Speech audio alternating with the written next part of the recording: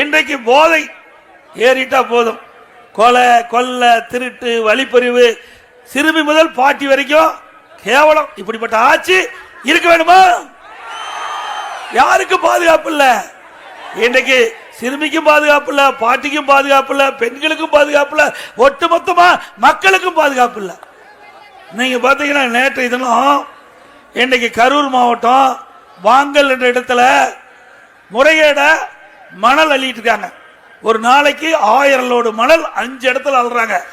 அத அந்த பகுதியை சேர்ந்த ஒரு நல்ல மனிதர், ஏன் நீ இப்படி முறைகேடா மண் அள்ளுறீங்க அப்படின்னு கேட்டதுக்கு அவர் தம்பி அவர் அம்மா எல்லாத்தையும் வெட்டப்பட்ட இடத்திலேயே அந்த நபர் உயிரிழந்துட்டார். நேற்றைய தினம் அவருடைய தம்பி உயிருக்கு போராடிட்டு இருக்கார். இப்படி மணல் கொள்ளை பகிரங்கமா இந்த ஆட்சியில் நடந்துட்டு இருக்குது. இதுக்கு அங்க இருக்கிற மக்கள் எல்லாம் சொல்றாங்க, அரசாங்கமே இதுக்கு உதவியா இருப்பது, அரசாங்கமே உதவியா இருக்குது.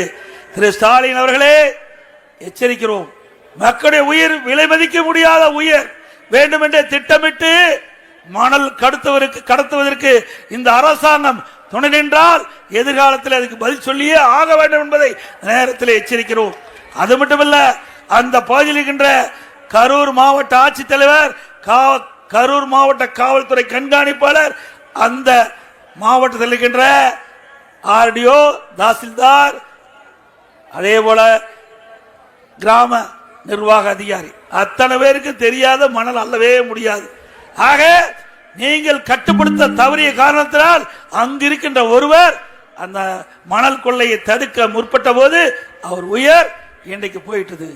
இன்றைக்கு இந்த ஆட்சியில பாத்தீங்கன்னா கசாப்பு கடையில் ஆடு வெட்டுற மாதிரி மனிதனுடைய உயிர்களை வாங்கின்ற அரசாக இந்த அரசு இருந்து கொண்டிருக்கிறது என்பதை நேரத்தில் நாம் எண்ணி பார்க்க வேண்டும். இப்படிப்பட்ட அரசாங்கம் நமக்கு தேவைங்களா? ஒவ்வொரு மனிதனுக்கும் பாதுகாப்பு கொடுப்பது அரசினுடைய கடமை. இது ஜனநாயக நாடு. எங்கேயாவது தப்பு நடந்தா அந்த அரசாங்கம் தட்டி கேட்டு தப்பு செய்யும்போது நடவடிக்கை எடுக்க வேணும். அதை விட்டுட்டு தப்பு செய்கிறவர்களுக்கு உடந்தையாக இருந்தால் அண்ணா திமுக அரசு மீண்டும் அமைகின்ற பொழுது அதை வேடிக்கை பார்த்து கொண்டு இருக்கா என்பதை திரு ஸ்டாலின் அவர்களுக்கு நாங்கள் சொல்கிறோம். அண்ணா திமுக அரசு சட்டத்தை ஆட்சி நடந்தது. 4 வருடம் 2 மாத காலம் நான் முதலமைச்சர் இருந்தேன். அதுக்கு முந்தி அம்மா அவர்கள் முதலமைச்சர் இருந்தாங்க.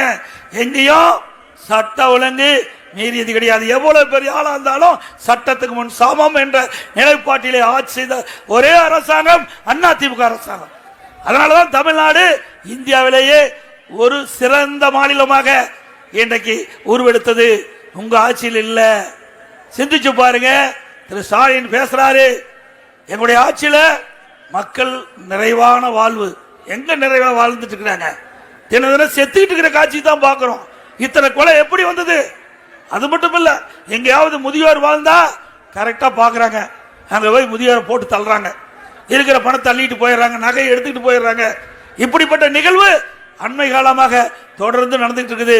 இதை தடுத்தவருக்கு இந்த அரசுக்கு தில்லு திராணி தெம்பு எதுவுமே இல்லாத ஒரு முதலமைச்சர் நாட்டை ஆண்டு கொண்டிருக்கின்றார். உடனே ஸ்டாலினுக்கு கோபம் வருது. எடப்பாடி பழனிசாமி ஏதோ பேசுறாரு, நான் உண்மை தானே பேசுறேன், நான் பொய்ய பேசுறேன்னா சொல்லுங்க. இதெல்லாம் நடக்குதா இல்லையா? நீங்க நினைக்கிறத நான் பேசுறேன், இங்க இருக்கிற மக்கள் நினைப்பதை நான் பேசுறேன். ஏன்னா எல்லாரும் சொல்றீங்க, எங்கிட்ட பிரதான எதிர்க்கட்சி என்ற முறையில் எதிர்க்கட்சி தலைவராக இருக்கிறோம். பிரதான எதிர்க்கட்சி அண்ணா திமுக.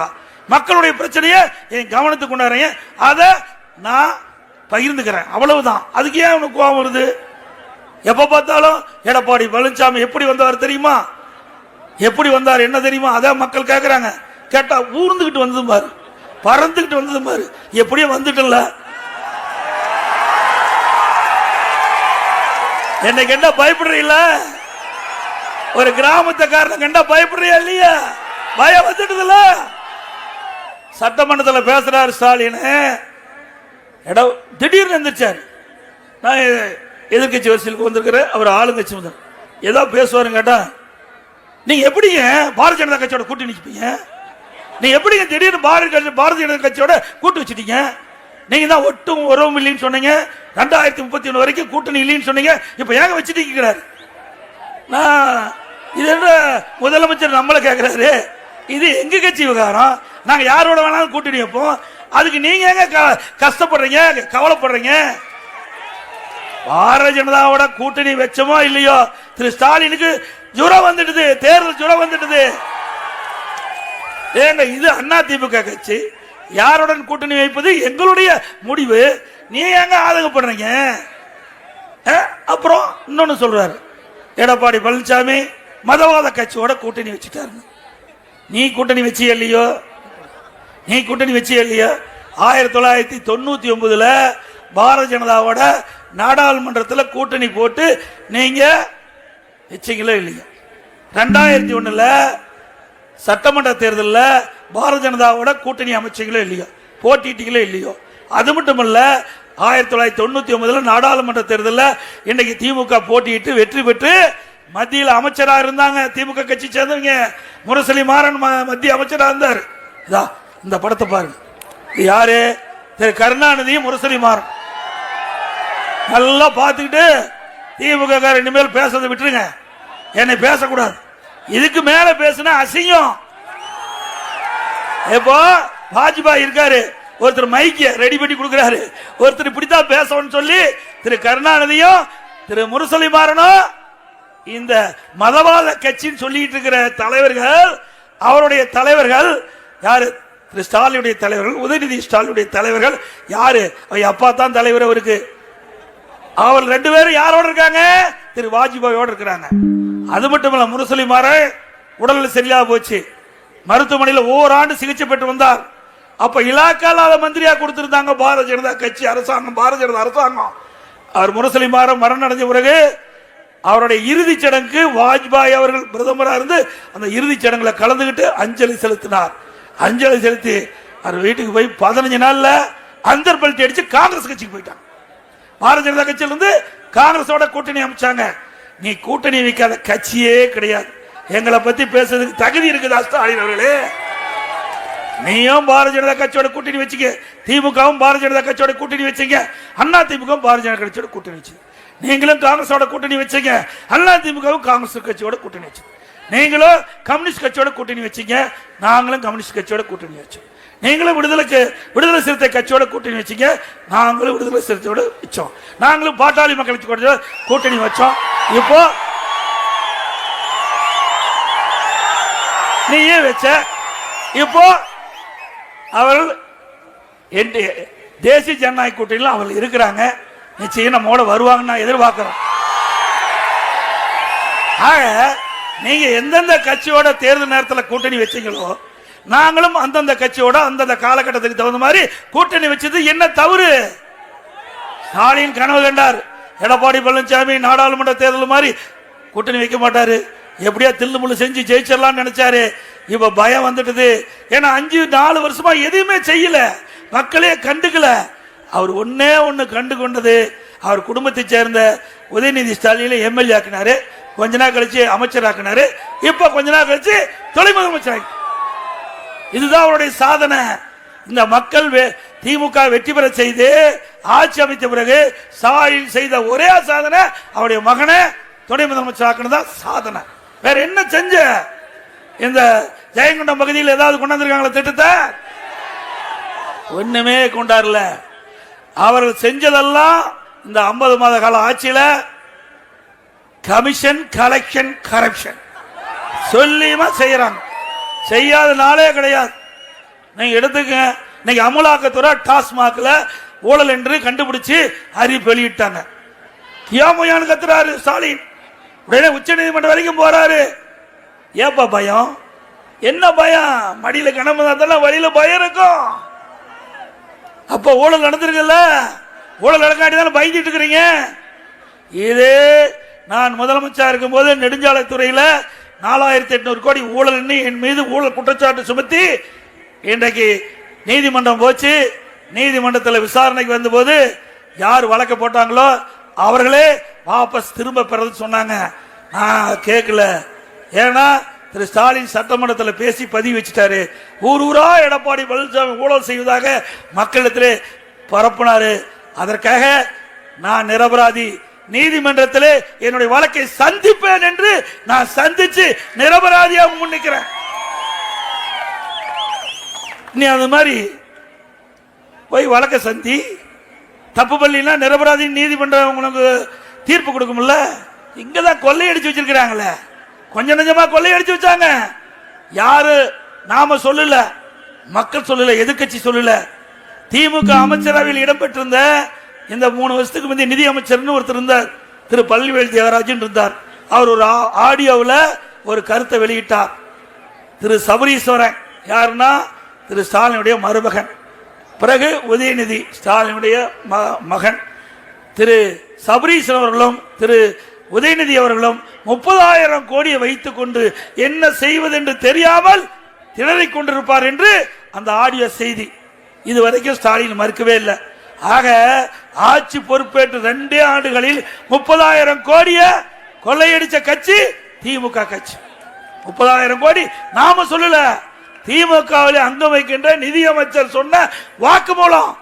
அப்படின்னா அந்த பணம் என்னென்ன பாடுபடுத்தும் மக்களை, அந்த பணத்தை வச்சுக்கிட்டு தான் இந்த தேர்வு சந்திக்க இருக்கிறாங்க. உஷாரா இருங்க. தப்பி தவறி ஏதாச்சும் ஆயிட்டுது, இந்த ஊரையே பட்டா போட்டுருவாங்க. ஜெயங்கொண்ட உங்களுக்கு இருக்காது. ஏற்கனவே திமுக கட்சிக்காரன் எங்காவது வேக்கண்ட் லேண்ட் காலி இடம் இருந்தா கண்ணு குத்துனா பட்டா போட்டுருவான். ஏதாவது ஒரு பிரச்சனை உண்டாக்கி எழுதி வாங்கிட்டுருவாங்க. இது அம்மா முதலமைச்சர் இருக்கும் போது நில அபகரிப்பு என்ற ஒரு பிரிவே திமுக காரருக்காக தொடங்கினாங்க. நில அபகரிப்பு பிரிவு அப்படின்னு அதுக்கு காவல்துறை நியமிக்கப்பட்டு எங்கெங்கெல்லாம் திமுக காரன் கொள்ளையடிச்சு நிலத்தை அப்பாவி மக்கள்கிட்ட பிடுங்கினாங்கனோ அதையெல்லாம் விசாரிச்சு மீண்டும் அந்த மக்களுக்கே கொடுத்தாங்க. இப்படி திமுகவுடைய நிலை இப்படி இருக்குது. எல்லாம் உஷாரா இருக்கணும், நம்ம ஜாக்கிரதையா இருக்கணும். நாமெல்லாம் கிராமத்து மக்கள், இங்க ஏழை மக்கள் நிறைந்த பகுதி. நானும் உங்களை மாதிரி கிராமத்திலிருந்து வந்தவன். அதனால மக்களுடைய பிரச்சனை நன்கு உணர்ந்திருக்கிறேன். இங்க மக்காச்சோளம் அதிகமாக விளைவதாக சொன்னாங்க. இந்த மக்காச்சோளத்திற்கு இன்னும் கூடுதல் விளைச்சல் பெறுவதற்கு அதற்கான வித்துகளை கண்டுபிடித்து நம்முடைய விவசாய பிரிவு மக்களுக்கு இலவசமாக அதிமுக வழங்கும். அதே போல அமெரிக்கன் படைப்புழு விழுந்தது, பெரு நஷ்டமாச்சு. விவசாயிகள் பெரும் நஷ்டத்துக்குள்ளானாங்க. 186 கோடி விவசாயிகளுக்காக இழப்பீடு தொகை கொடுத்த ஒரே அரசாங்கம் அம்மாவுடைய அரசாங்கம். அடுத்த ஆண்டு அமெரிக்கன் படைப்புழு விழுந்த உடனே விவசாயிகள் என்னை சந்திச்சு சொன்னாங்க, இந்த சட்டமன்ற உறுப்பினர் என்னை சந்திச்சு சொன்னார், உடனடியாக எந்தெந்த தோட்டத்தில் எந்தெந்த பகுதியில் அமெரிக்கன் படைப்புழு விழுந்தது என்று ஆய்வு செஞ்சு அதன் மூலமாக எல்லா பகுதிக்கும் அமெரிக்கன் படைப்புழு விழுந்த அந்த தோட்டங்களெல்லாம் உடனடியாக பூச்சிக்கொல்லி மருந்து அடிச்சு அந்த மக்காச்சோளை பயிரை காப்பாற்றிய அரசாங்கம் அதிமுக அரசாங்கம். 2 முறை விவசாயிகள் வாங்கிய கடன் தள்ளுபடி, 2 முறை தொடக்க வேளாண்மை வங்கியில பயிர் கடன் 2 முறை தள்ளுபடி, மும்முனை மின்சாரம் 24 மணி நேரம் விவசாயி எப்ப வேணா பம்பு செட்டு கிடக்கலாம். எல்லாமே நாங்க செஞ்சோம். குடிமராமத்து திட்டம், ஏரி குளம் குட்டை எல்லாம் தூர்வாரி விவசாயிகள் விவசாயம் மண்ணை அள்ளிட்டு போலாம். இந்த ஆட்சியில் முடியுமா? அது மட்டுமல்ல, விவசாயி தொழிலாளிக்கு 100 நாள் வேலை திட்டம் 150 நாளா உயர்த்துன்னு சொன்னாங்க. இப்போ 50 நாளா குறைஞ்சு போச்சு. 50 நாளா குறைஞ்சு போச்சு. இதுதான் இந்த ஆட்சியுடைய சாதனை என்பதை நீங்கள் எண்ணி பார்க்க வேண்டும். இந்த கிராமம் நிறைந்த பகுதி, இன்றைக்கு கிராமத்தில் இருக்கின்ற ஏழை எளிய மக்கள் அரசு பள்ளியில் படிக்கிறார்கள். அப்படி அரசு பள்ளியில் படிக்கின்ற மாணவர்கள் நீட் தேர்வில் அவர்கள் தேர்ச்சி பெற முடியல. அதனால அம்மாவுடைய அரசு 7.5% உள் இடஒதுக்கீடை கொண்டு வந்து அதை நிறைவேற்றி இன்றைய தினம் அரசு பள்ளியை படித்த மாணவர்கள் 2818 பேர் மருத்துவக் கல்வி படிக்கிறாங்க. அது மட்டுமல்ல, மருத்துவக் கல்வி தேர்ச்சி பெற்ற மாணவர்கள் ஏழை மாணவர்கள், அவர்களுக்கு அந்த மருத்துவ கல்வி கட்டணம் செலுத்த முடியல. உடனே என்னுடைய கவனத்துக்கு வந்தவுடன் இந்த 7.5% உள் இடஒதுக்கீட்டில் இடம் கிடைச்சு தேர்வானவர்களுக்கு அந்த மருத்துவ கல்வி கட்டணத்தை அரசாங்கமே செலுத்தும் என்று சொல்லி அரசாங்கமே கட்டணும். இதுதாங்க ஏழைக்கு உண்டானது. அதெல்லாம் வரும், கவலைப்படாத. எல்லாமே நீங்கள் நினைக்கிற மாதிரி எல்லாம் வரும். அதுக்கு தானே ஜாதி வாரி கணக்கெடுப்பு மத்திய அரசாங்கம் அறிவிச்சிருக்குது. ஏன் கவலைப்படுற? திமுக வந்து தடுத்தார், ஸ்டாலின் வந்து அதை தடுத்தார். ஜாதி வாரி கணக்கெடுப்பு இருப்பதற்காக நான் சட்டம் கொண்டாந்து அந்த பணி துவக்கினேன். திமுக அதை அப்படி விட்டுட்டாங்க. பிறகு மத்திய அரசாங்கம் நான் வைத்த கோரிக்கை ஏற்று ஜாதி வாரி கணக்கெடுப்பு எடுக்கப்படும் என்ற அறிவிப்பை கொடுத்தாச்சு. மக்கள் எடுக்கிற மாதிரி நிச்சயமாக உங்களுடைய எண்ணம் நிறைவேறும் என்பதை நேரத்தில் தெரிவித்து இன்றைக்கு அதிமுக அரசு உங்களுடைய அரசு, மக்களுடைய அரசு, மக்களுக்காக செயல்படுகின்ற அரசு என்பதை நேரத்தில் தெரிவித்து, இன்றைக்கு அனைத்து இந்திய அண்ணா திராவிட முன்னேற்ற கழக அரசு இருக்கின்ற பொழுது ஜெயங்கொண்டம் சட்டமன்ற தொகுதியில் பல்வேறு திட்டங்களை நிறைவேற்றுகிறோம். இன்றைக்கு இந்த பகுதி நெசவாளர்கள் நிறைந்த பகுதி, விவசாயிகள் நிறைந்த பகுதி. அந்த நெசவாளர்களுக்கு விலையில்லா மின்சாரம், கைத்தறிக்கு 200 யூனிட், விசத்தறிக்கு 750 யூனிட். அதுபோல நெசவாளர்களுக்கு பசு வீடுகள் கொடுத்தோம். கைத்தறி பிரிவில் தொழில்நுட்ப மேம்பாடு, வடிவமைப்பு மேம்பாடு, ரக மாற்றம், வணிக சின்னத்தை பிரபலப்படுத்தல், சந்தை விரிவாக்கம், நடைமுறை மூலதனம் மற்றும் ஆராய்ச்சி மற்றும் வளர்ச்சி, கைத்தறி ஆதரவு திட்டம் என்று சுமார் 120 கோடி இந்த மானிய டிசைன் கொடுத்திருக்கிறோம். மானிய டிசைனுக்கு கைத்தறி துணிகள் விற்பனையின் ஊக்குவிக்கும் விதமாக மாநில அரசு 50 கோடி தான் தள்ளுபடி செஞ்சுட்டு இருந்தது. கைத்தறி துணி, கைத்தறியின் மூலமாக அதிக துணி நெசவு செய்யப்பட்ட காரணத்தினால் அதெல்லாம் விற்பனையாகாமல் தேங்கி இருந்த போது என்னிடத்தில் கோரிக்கை வைத்தார்கள், மானியத்தை உயர்த்த வேண்டும் என்று சொல்லி அதன் அடிப்படையிலே சுமார் 300 கோடி ரூபாய் மானியம் கொடுத்தோம். கைத்தறி நெசவாளர்கள் பயன்பெறுவதற்காக அந்த நெசவாளர்கள் பயன்படுத்த 300 கோடி ரூபாய் மானியம் கொடுத்தோம். நூலின் விலையை ஸ்திரப்படுத்த 60S கோம்டு நூல் உற்பத்தி செய்யும் பொருட்டு 6 கூட்டுறவு நூற்பாலைகளுக்கு நூலின் தரத்தை மேம்படுத்தும் மற்றும் இயந்திரங்களின் திறனை மேம்படுத்தும் நிதியுதவி வழங்கப்பட்டது. ஜவுளி மற்றும் கைத்தறி விற்பனை பெருக்க புதிய ஒருங்கிணைந்த ஜவுளி கொள்கை நான் முதலமைச்சராகும் போது 2019 வெளியிட்டேன். கொடிசா வர்த்தக மையத்தில் ஜவுளி கைத்தறி விற்பனையை பிரபலப்படுத்த 2 ஆண்டுக்கு ஒரு முறை மாநில அரசு மூலமாக 2 கோடி ரூபாய் நிதியுதவி கொடுத்து பன்னாட்டு ஜவுளி கண்காட்சியை ஏற்பாடு செய்த அரசாங்கம் அதிமுக அரசாங்கம். சிறிய அளவு ஜவுளி பூங்காக்கள் உட்பட பல்வேறு நலத்திட்டங்களை கொண்டு வந்த நெசவாளர்களுக்கு தொடர்ந்து தொழில் செய்ய வழிவகைகள் ஏற்படுத்தி தந்தது அதிமுக அரசாங்கம். எனது தலைமையிலான அம்மாவின் அரசில் நெசவாளர் கூட்டு சங்கங்கள் லாபத்தில் நடந்தது. இப்போ 50 மாத திரு ஸ்டாலின் மாடல் ஆட்சியில் பல சங்கங்கள் நலிவடைந்து மூடுகின்ற சூழ்நிலை ஏற்பட்டு வச்சு. அது மட்டுமல்ல, இந்த சங்கத்தின் மூலமாக உறுப்பினராக இருக்கிறவங்க, நெசவாளர் கூட்டு சங்கத்தில் உறுப்பினராக இருக்கிறவங்க கூலி நெசவு செய்கின்ற பொழுது அன்றைக்கு கூலி பட்டுவாடா செஞ்சது அதிமுக ஆட்சியில். திமுக ஆட்சி வந்த பிறகு அதெல்லாம் வங்கியில் கொண்டே போட்டுறாங்க. 10 நாளைக்கு 15 நாளைக்கு ஒரு முறை தான் வங்கியிலிருந்து பணம் எடுக்க முடிய சூழல் இருந்தது. அதை மாற்றி மீண்டும் அதிமுக ஆட்சிக்கு வந்த பிறகு அவரவர்களுக்கு அன்றாட கூலி வழங்கப்படும் என்ற மகிழ்ச்சியான நேரத்தில் தெரிவிக்கிறேன். அதோட ஜெயங்கொண்டத்தில் அதிமுக ஆட்சியில் புதிய நீதிமன்றம் கட்ட வளாகம் 22 கோடியில் அமைச்சு கொடுத்தோம். இந்த பகுதியில் இருக்கின்ற ஏழை மக்கள் நிறைந்த பகுதி, குறைந்த கட்டணத்தில் உயர்கல்வி கிடைக்க வேண்டும் என்ற அடிப்படையில் இந்த பகுதிக்கு அரசு கலை மற்றும் அறிவியல் கல்லூரியை கொண்டு வந்து கல்விக்கு ஒரு நம்முடைய மாணவ செல்வங்கள் பட்டப்படிப்பு படிக்க அரசு கலை மற்றும் அறிவியல் கல்லூரியை கொண்டு வந்த அரசாங்கம் அதிமுக அரசாங்கம். ஜெயங்கொண்டத்தில் 3 கோடியில் புதிய பேருந்து நிலையம் கட்டிடம் கட்டப்பட்டு பயன்பாட்டில் உள்ளது. ஜெயங்கொண்டத்தில் 18 கோடியில் மகப்பேறு மருத்துவமனை கட்டிடம் கட்டப்பட்டு பயன்பாட்டில் இருக்குது. ஜெயங்கொண்டத்தில் 2 கோடியில் புதிய நகராட்சி அலுவலகம் கட்டப்பட்டது. தொகுதிக்குட்பட்ட ஒன்றியத்தில் சுமார் 120 கிலோமீட்டர் உள்ள நீளமுள்ள சாலைகள் பராமரிக்க சீர் செய்யப்பட்டது. தொகுதிக்குட்பட்ட பேரூராட்சி சுமார் 60 கோடி அளவில் தரமான சாலைகள் போடப்பட்டன, காவலர் குடியிருப்புகள் கட்டப்பட்டன. இப்படி பல திட்டங்களை கொண்டு வந்து நிறைவேற்றப்பட்ட அரசாங்கம் அதிமுக அரசாங்கம் என்பதை நேரத்தில் தெரிவித்து,